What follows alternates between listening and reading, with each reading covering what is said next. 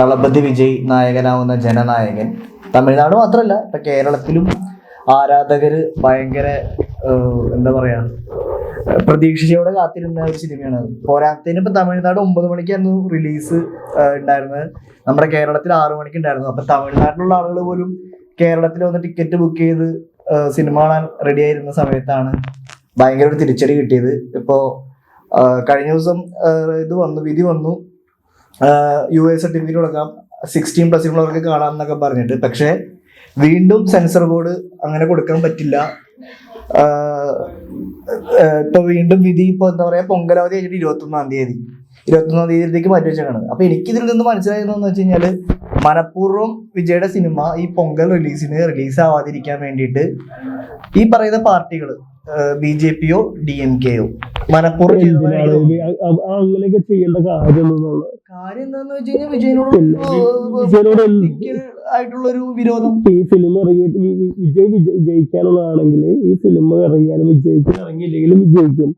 Last cinema ആയതുകൊണ്ട് ചിലപ്പോൾ കാര്യങ്ങൾ പറയുന്നുണ്ടാവുമായിരിക്കും, കേൾക്കുന്നുണ്ടാവുമായിരിക്കാം.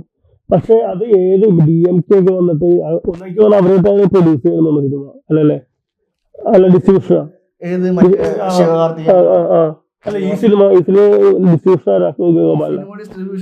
കേരളത്തിൽ അവിടെയാണ്. അവിടെ എനിക്ക് തോന്നുന്നു ഈ പറയുന്ന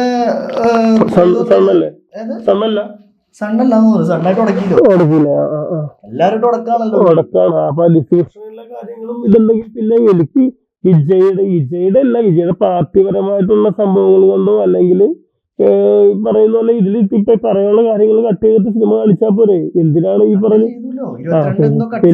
പിന്നെന്താണ് ഈ പറഞ്ഞ പോലെ പൊങ്കൽ ആൾക്കാർ ചോദിക്കുന്നത് ആൾക്കാർക്ക് പുറത്തുനിന്ന് പല കഥകളും പറയാൻ പറ്റും. ഇത് ഡിലേ ആക്കി പോയി കഴിഞ്ഞിട്ട് ലാസ്റ്റ് സിനിമയാണ്. ഒരുപാട് പേര് ചിലപ്പോൾ കാത്തിരിപ്പുണ്ടാവുമായിരിക്കും. റിലീസ് ആക്കാൻ പോലും പറ്റാത്ത അവസ്ഥയാണെന്നാണ് പറയുന്നത്. അതായത് വിജയുടെ അവസാന സിനിമ തിയേറ്റർ റിലീസ് ആക്കാൻ പറ്റാത്ത അവസ്ഥയാണ് അങ്ങനെയാണ് പറയുന്നത്. അതാണ് ഇപ്പോ ഈ പറയുന്ന പാർട്ടി കളിച്ചുകൊണ്ടിരിക്കുന്നത്, അല്ലെങ്കിൽ DMK കളിച്ചുകൊണ്ടിരിക്കുന്നതെന്ന് പറയുന്നത് വിജയുടെ സിനിമ തിയേറ്ററിൽ ഇനി വരണ്ട.